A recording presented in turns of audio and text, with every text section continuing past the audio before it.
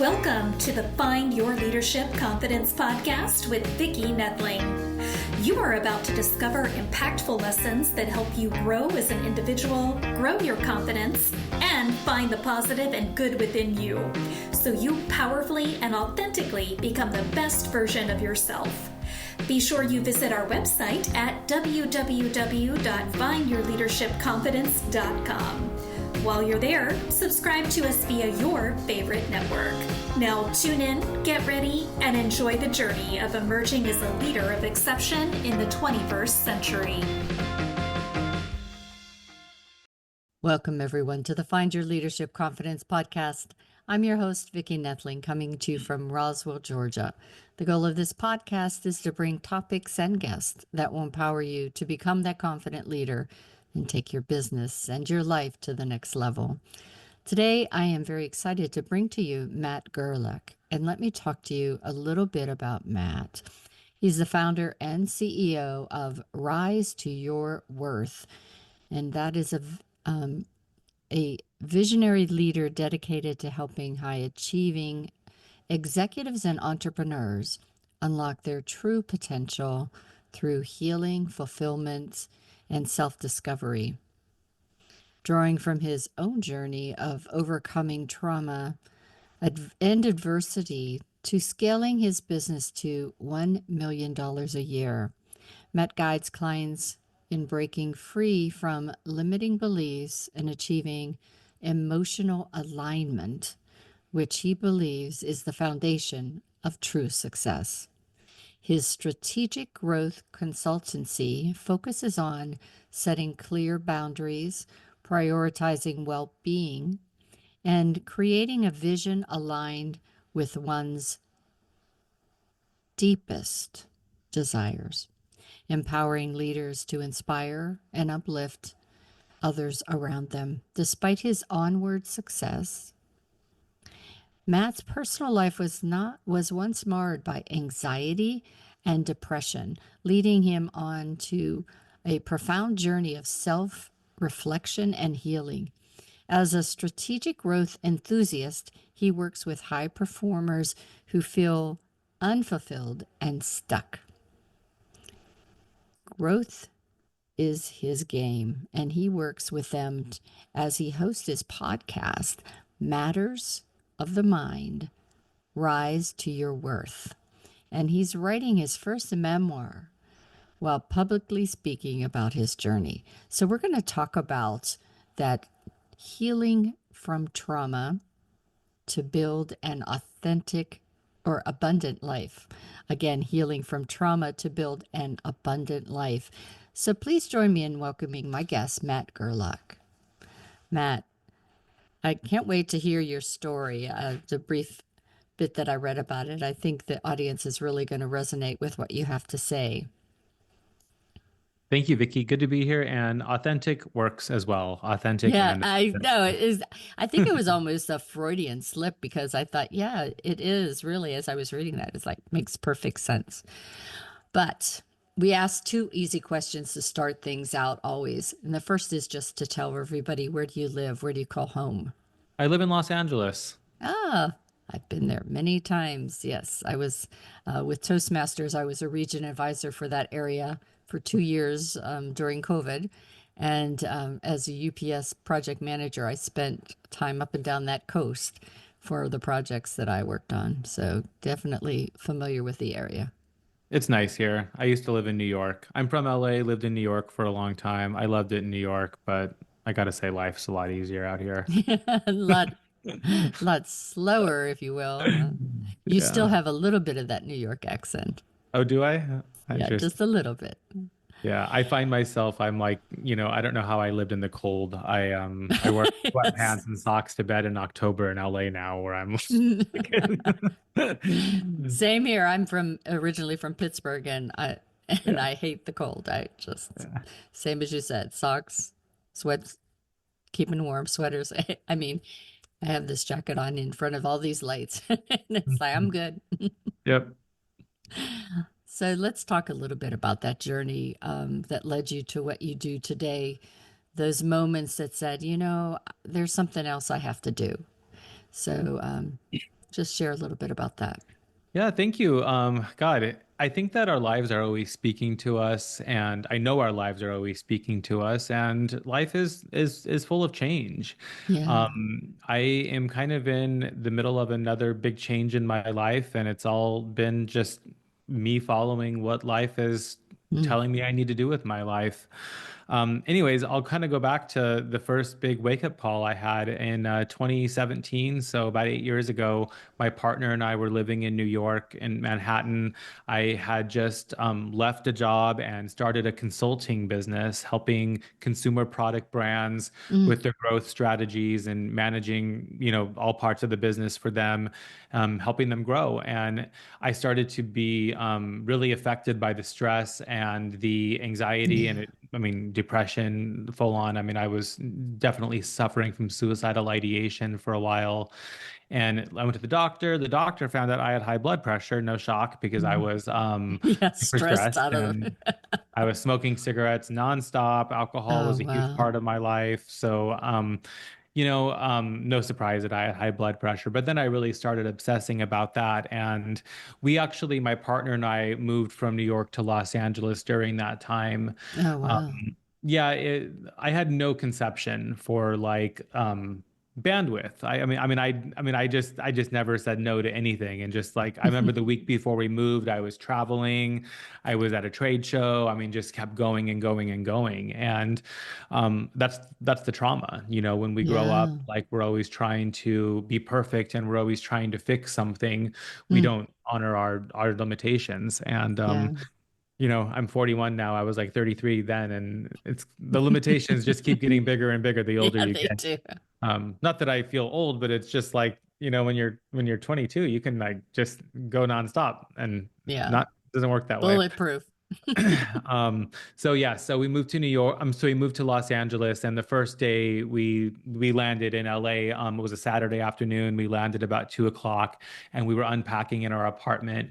And I started to feel dizzy. I started to feel short of breath. I had chest pain in the left side of my Oh, chest. wow.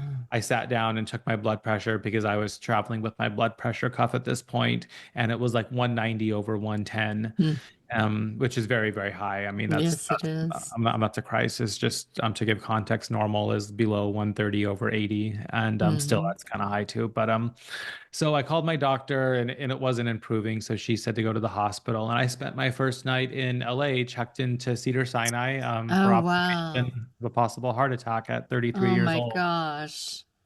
Um, I was a very compliant patient. I did the things. I went to doctor's appointment after doctor's appointment, and I was going to therapy, but the therapist, like, you have to be your own health advocate. And like the therapist wasn't asking the right questions. I needed to kind of navigate this journey, and I was going to, cardiologist, pulmonologist, head and neck surgeon, addiction specialist, regular doctor, and finally I ended up in a neurologist's office Hmm. who said, I've seen this a million times, Matt. What you're suffering from is anxiety.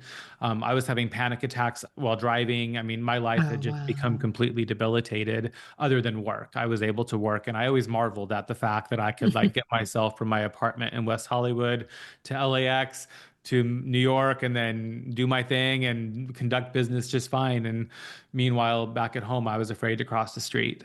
Yeah. Um, so I went on a journey. I was deathly afraid of not having enough money to survive. So I prioritized the business and kept, prioritizing that over all else while getting myself the help I needed. So I started working with a different therapist.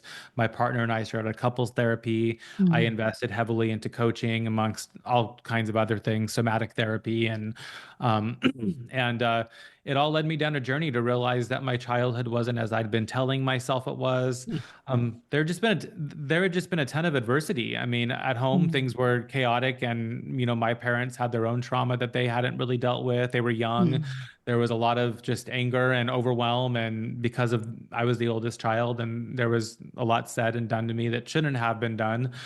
Um, I mean, I always like to acknowledge, I mean, and I'm not saying this like to smooth it over, but it's like I grew up in a house where there was love. I mean, I'm saying this because Yeah. it's like a lot of us have had things happen during childhood that affect us. We don't have to Hmm. be thrown down a flight of stairs or, brutally Exactly. abused to have things affect us. And at school was a whole nother thing. I had literally no friends for like almost my entire life until high school, other than Mm, a short stint where I was friends with a group of guys. Then they found out that I was different. I'm gay, and I didn't know hmm it back then, but I was different. I mean, they knew I was different. I knew I was different, and they abandoned hmm me. mm, So I just had kept this all in, and I just never knew that my life was for me. I never knew how to set boundaries. I never knew how to yeah. prioritize myself. I never knew how to navigate my professional. I mean, I never knew how to do like anything for me. Luckily, I Mm, had surrounded myself by good people, and like I never really have been taken advantage of too badly or anything. But I started this business. My partner and I were in a good relationship. Life was starting to get good, and yeah. I was required to grow into the to grow to fit the skin that I was in and Accept who you are. accept who I was and went on the Yeah. healing journey. And I mean, that's what I do now is I help people with this, help Yeah. them create fulfilling lives because my journey was a long journey. It takes work, but it could have been a lot smoother if I would have Shorter. had someone like me that I was working with. But Yeah. I learned how to prioritize myself. I healed from my past. Really, a lot of it was just being honest with myself about what happened and just Mm, like why I am the way I am and finding tools to help myself. I look at myself now, honestly, I can't even believe what I see. I used to be just like completely stressed out all the time. Like, and wow. it's just amazing. Like I feel cool as a cucumber. I mean, I don't really have anxiety anymore. Yeah. And I think I call that happiness. yeah, I mean it's happiness, it's trust, it's faith. It's just like, Yeah. I'm not sure. I'm still like 2024 was kind of my year of finding faith. And I Mm, think that was like a big part of, I mean, that was like, I mean, it's a journey. I had to yeah, learn it to forgive is. myself. And then I had to learn how to like forgive others. I had to learn how to like value myself and set boundaries. And then Mm, last year, 2024 was a year of faith. I'm not yeah. exactly sure if my God is a man in the sky. I'm not exactly sure it's not, but I've really, really learned that like God, the universe, whatever we want to call it, there's a plan. Yeah. And I think that the suffering comes from us trying to resist that plan. And Mm, I guess like when that's you said right. happiness, I found happiness by rolling with life in a way Exactly. um that allows a lot more happiness. Yeah. I think that's so important to know. I'm the same with you. I have always had my faith, and it's always taken me through some tough times. And I remember my youngest daughter dated a person, a young man who claimed he was an atheist. And I said to him, "Well, how do you get through things? Who do you go to? What?" And he didn't have a great relationship with his family or friends either. And I was like, there has to be something that more that, and it baffled me. But then I thought, well, it's your journey. I guess you know what you're doing. But for me, as I said, it's just always been there to help me. So I can appreciate what you said. I feel, yeah, like it's not that I've resisted anything really, but I just like honestly, like I think my life has been a journey of just surviving. Like there Mm, wasn't time for things like figuring out my authenticity. There wasn't resources to like think no, about a career that was fulfilling. It was just about making money, sleeping enough to go make more money, and just trying to fit in and drinking and some marijuana use especially was a big part of my life. And when I look back at my 20s and my 30s, like I don't remember my 20s and early 30s, to be clear, I don't remember a single moment of just like sitting there being still, like ever. I yeah, don't think I knew how to. And there's so the point that I'm making, there certainly wasn't time to think about faith. Like yeah, I was yeah. trying to control it all. And I think, all those things that you did, you were kind of smothering out life, putting some kind of band-aid on something that was needed more than a band-aid, I guess. Yeah, Yeah. I mean, childhood was really rough. I mean, it left me feeling that something was really wrong with me for who I was. Yeah. And I remember meeting people in college. This is like so just, I can't even believe that this was the truth. But like, I remember meeting a few people being like, hi, like, I'm Matt. I'm really needy or I'm really hard to get along with. So, like, if you don't want to be my friend, this isn't verbatim, Oh, yeah, some version of that. Like I understand, I'm a lot of people don't like me because I am, who I I'm am. different. Yeah. And I mean, I said a version of that. I don't remember exactly what version it was. I mean, but Yeah. that's what I Not thought your of my typical, hey, nice to certainly meet you not. kind of thing. And Uh, yeah. I think it's so important. And I know I've said this before on some of my other podcasts, but I work with the youth and as you said, trauma does not have to be you're running out of a burning building or in a horrific wreck or being a part of a hurricane or a tornado or anything like that. It's really things that happen in everyday life that affect us deeply. And one of the psychologists that works with the kids and we instructors did this exercise with the parents and the kids. Every so often we have the parents and kids together, and so she, before the kids got there, she talked about her past and how her parents, her best friends, her teachers would say things to her about her worth and her, why are you trying to do that? You're a girl. She's a Puerto Rican from New York. And, why are you trying to be more than this? And she loved books. She loved learning. And she's like, they couldn't understand that, you should just be a mom and all those things. And so she did this exercise with the kids and the parents where she had the dad have this paper plate and a tube of toothpaste. And so this blue toothpaste on this white paper plate. And she said, every time I say something that's hurtful in this conversation that we're going to have, I want you just to do a dab of toothpaste. And it was things like, you're too fat. Why you can't go to college? Why would you think you can go to college? Just these little things that you don't think in the moment that it's happening is a big deal. Or you Mm, might, but then you think, well, you'll get over it, grow some big girl pants or something. But then, so this plate now is filling with all these little dips of toothpaste. And at the end, she says to the dad, please remove that toothpaste. And he says, well, I can't. And she says, that's right. Everything that you said is imprinted on that child, that friend, that parent, and it can't be removed.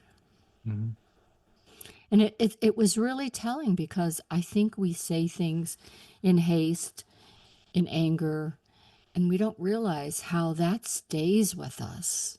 mhm, And as a parent, that was really kind of telling for me because I was sort of an overprotective mom, and the consequence of that was that my youngest daughter was not as outgoing as her older sister, mhm. and and now as a grandmother, I think about that all the time because I have two grandsons who are outgoing, crazy, do anything, try anything, and I have to really watch that I don't make them fearful and not feel as good as they are.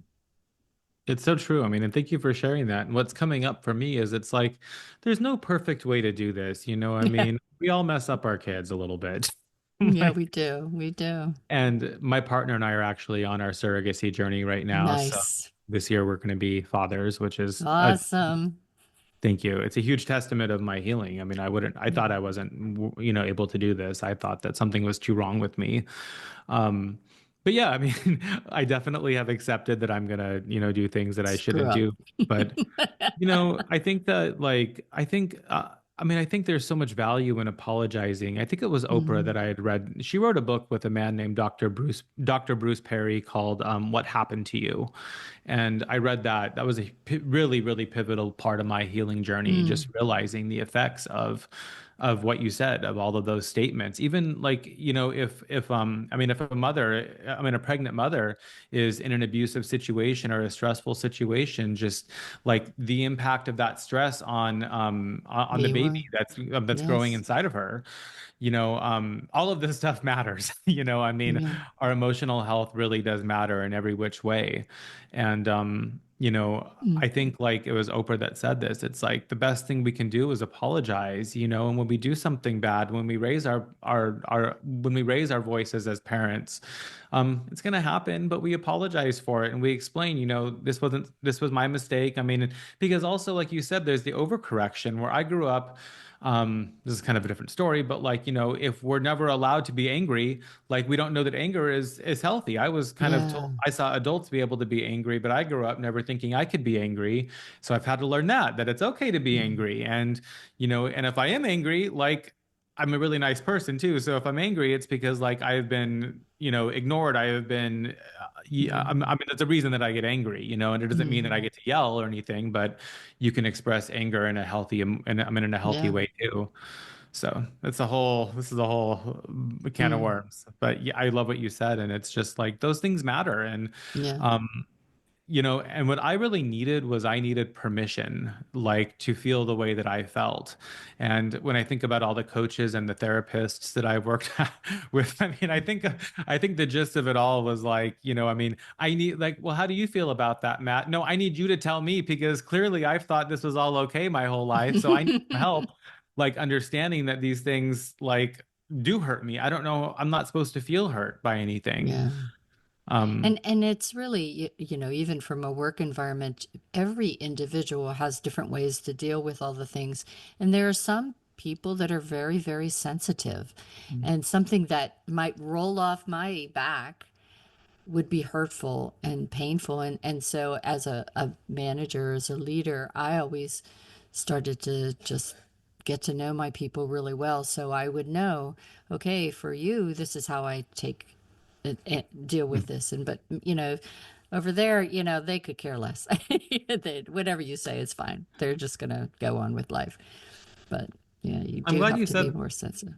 I mean, I'm glad you said that because it's been interesting. Like, I didn't really ever think I would be an effective leader. And as I've become a leader, as I've, become more senior in my career, um, not to toot my own horn, but I'm a pretty good leader. And I think it's Hmm. very, I don't think it's that hard to be a decent leader, a good leader, but a lot of people don't think that they need to do that. They think that, if your employee comes to work and it's their job to perform at 100%, it is not their, I mean, sure, is Yeah. it their job, but they're not going to do it, Well, unless they they feel do. safe and encouraged. Yeah. And, Well, and everybody has a bad day too. yeah. Uh, that's And I I, just think that's so important to understand as leaders is, you're not going to be 100% every day, but if you give it your best you can at where you are, then that's good. and that's what I was, I mean, commenting on was like, Hmm. treat people the way you want to be treated. There are days that, I Hmm. mean, when I was, struggling with this, I had, I was growing my business and oh my gosh, like thinking, I mean, I could cry right now thinking back to some of those days where there were things thrown at me that I'm like, I can't do this. I'm operating at like a 2 out of a 10 right now. And Hmm. I let my team in on it. I told the people below me, I mean, I hate the word below me, but just to give, I Yeah. mean, but just like Hmm. the people that reported to me, I was honest with them about what I was going through. I needed their help. I needed them to see me as a Yeah. human, and in turn, I see them as a human. If somebody's like, "Matt, I'm overwhelmed. I have too much," I'm like, "Well, let's talk about what's on your list. I'm sure there's things that aren't important, and I'm not making you do." I mean, if you got thrown something that's important, like I'll help you get something off your list. That's not very important. I don't want anyone working Hmm. overtime. I want everyone to have an enjoyable life, and they Yeah. should have plenty of time to enjoy their lives outside of work. So. But most people don't think that way. They think that they can just like that work should come first, and I don't feel that way. So let's just kind of take that a different turn then. How did money become such a focal point for you? Growing up, money was safety. I was very close with my grandparents. That was a whole other can of worms there. Mm, They were very, very good people, but they had their own crazy, crazy lives and absolutely no therapy or treatment whatsoever. And my grandmother, I spent a lot of time with her, and she used to say, "Money's your best friend."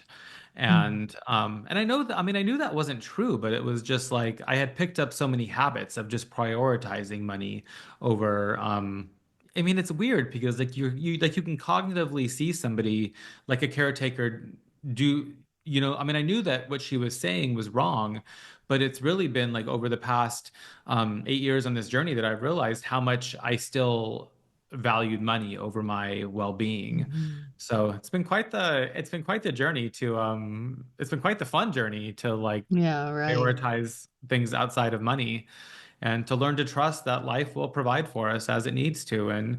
Um, and what we think we need, I mean, God universe might have something different in store for us, and it might be better, and it's not linear always. And Hmm. I think that money, probably my grandmother's, I mean, money was, it's control. I mean, when we're suffering, we're Yeah, seeking control over something. And right. for me, I could make money, and that was a big part of what I thought I needed to be safe. As I work with clients, I do think it is important to have a cushion. A lot of the freedom I have now in my life to pursue my callings and passions is because I put in the hard work when I was younger and I saved diligently. So I do think life is a little bit of struggle in that regard, but there has to Yeah. be a time and a place. I mean, it makes me so sad when I see people that have way more money than I do that are like, I don't want to leave this job. I hate it, but I'm afraid to pay for Yeah, my health miserable. insurance. And I'm like, you have like millions and millions of dollars in the bank. You're 60 years old. Like, start Go find paying. something you love. It's time to enjoy your life, I mean, and Hmm. money doesn't. The thing is that money doesn't solve all problems, but it does solve some problems, and Hmm. it's a tricky balance, and Yeah. yeah. So as as we're talking here, about the trauma and healing, some people get in that stuck moment that, and how do you help people um, find what's holding them back so that they recognize, accept, and are willing to heal? It's a combination of, I mean, a lot of it's talking, but a combination of asking questions, offering feedback, offering input. I come from a place of similar background to the clients I work with, so I'm very, very, very well suited to be able to identify what they're going with and offer compassion along the journey. And so many of us have limiting beliefs around what's possible for ourselves. And we can kind of nicely, I get in there and understand, like, why do you feel that way? Like, what's going on? Well, my dad always told me I was never going to be able to amount to anything. I was always told work was going to be hard. And once we can start to earth those things and bring some air to them, then we can start to Mm. heal them. And for me, like, I know that for me, a big part of I mean, a massive part of my journey was just learning how to open up because I was holding that all in. So I'm able to earn trust with my clients pretty easily. I'm a pretty nice, likable, compassionate guy, and kind of can get to the point of it. So we speed things along, and once we start airing some of these things, then we work with through them, Yeah. and we put together more positive narratives. And one of the things that I love doing with my clients is what I call a belief stack. So it's Mm. like write down 50 reasons of why you are capable of starting that business. Write down 50 reasons of why you are worth the $500 an hour versus the $200 an hour you're charging. Um, this works for anything, Yeah, but for it's sure. really compelling. And I think that it's all about, like, I mean, really all life is all life is in terms of like this goal part of life, this attaining this life that we want. It's so much like once we believe it's possible for us, like it becomes possible for us. But like that's Yeah. the hardest part. Um and also maintaining that belief through the obstacles that are thrown our way, which surely there will be some. Yeah. But I mean, once I changed the narrative of what I had been told, my life completely changed. And a lot of it was financially and professionally. I had my consulting business and I went to my clients. I asked for way more money because I realized the services I was offering them were far exceeding the prices I was charging. And I quickly grew my revenue to more than $1 million a year. And I don't say that to brag. I say it because that's the power of healing.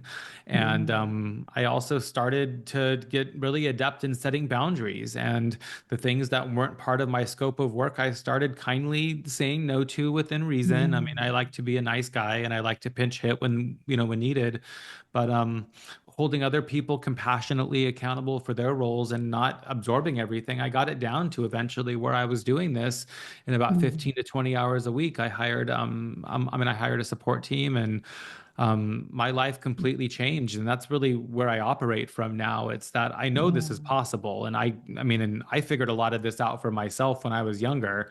Like, you can have the business and the life that you want to have. You just have to believe it's possible. And Yeah, for we're sure. paying the dues no matter what. It's going to be pain, Mm. whether it be going to a job that you don't want to be going to, or whether it's going to be figuring out something that you don't really want to figure out, or if it's figuring out the right thing. Like right now, I'm in this massive change right now. I love cooking, and I wanted to tell my story I'm in a really effective way where I can touch a lot of people. So I'm kind of in the process right now of, um, I'm in the process. This is the first time I'm saying this publicly, but I'm in the process right now of integrating a, a cooking side of my life into everything I'm doing in the coaching and So mentorship part, cool. where inviting people to my house. And I guess I'm going to have to learn how to publicly share this and get more adept in social media and stuff than I have been. But Mm. it's like I ask myself, like, would I rather be learning new skills in the direction that my passion and my heart are in, or would I rather be learning how to become a better accountant? I'm definitely the former. The former. I think, well, I love to cook too, and I think cooking is a great way.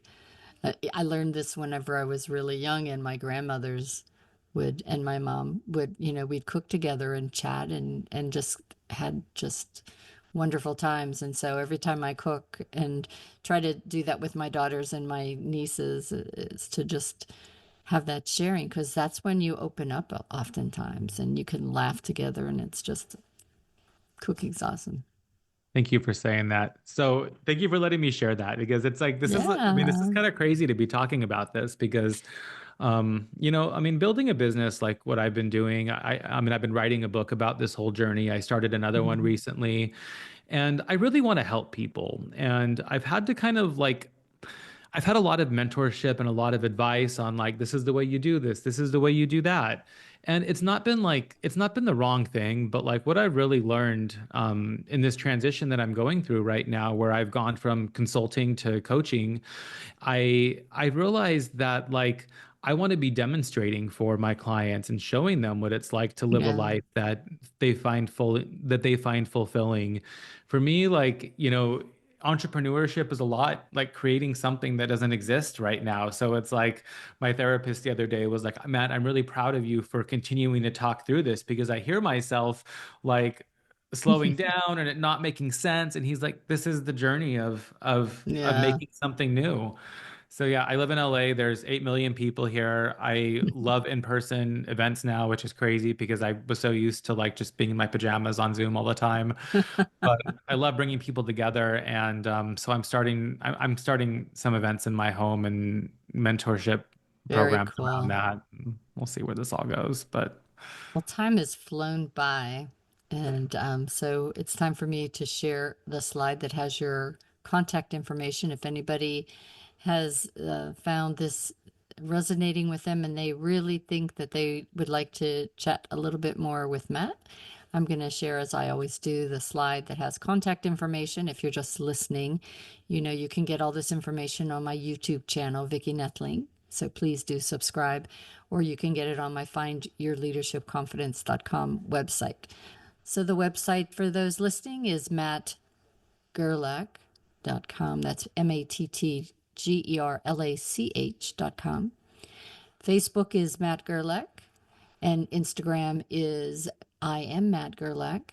LinkedIn is Matt Gerlach with a dash, so Matt Gerlach TikTok is I am Matt Gerlach. I'll turn it over to Matt. He's going to talk to you about his call to action, what you also can find on that website, any links or resources, and where he spends maybe the most time in social media so you can quickly go there to connect and DM him. So, Matt? Thank you so much for having me, Vicki. I really enjoyed talking with you today. Yeah. I offer a free coaching session. I want to help anybody that might need help in a transformation right now, or in talking through a change that you want to make. It's the new year, and I know a lot of people can benefit from just at least having a sounding board. So please don't be shy to reach out. You can go to my website, or you can email me directly at matt@mattgerlach.com. I spend a lot of time on Instagram, so you can find me there. And if you go to my website, at the top, there's a download for a 6-step workbook that I've created. It's really a distillation of my entire journey, really helping you identify what you want your life to be, and most importantly, what's standing in the way of that. And in there as well, you can book a call if you get stuck, and we can talk through it. But happy to support. I know how this is. I know how this journey is, and I know what it's like to feel like I'm just not able to change anything in my life, and this is just what's been given to me. And they also know what it's like to completely change that way of thinking and build a life that feels entirely fulfilling and abundant. Awesome. Matt, it has been just wonderful having this conversation today. I enjoyed talking with you so much. You shared a lot of good information, and hopefully this will help those out there that want to heal from the trauma and do build an abundant life. Vicki, thank you so much. I'm grateful to spend this time with you today, and thanks for having me. You're very welcome. As always, I remind everyone that life is a journey, and it's up to you to enjoy the ride. This is Vicki Noethling, signing off. Thank you for tuning into the Find Your Leadership Confidence podcast with Vicki Noethling, where we share impactful lessons that help you grow as an individual, grow your confidence, and find the positive and good within you so you powerfully and authentically become the best version of yourself. Remember to visit our website at www.findyourleadershipconfidence.com and enjoy even more great episodes like this one. Again, while you're here, subscribe to us via your favorite network. We look forward to seeing you next time on the Find Your Leadership Confidence podcast.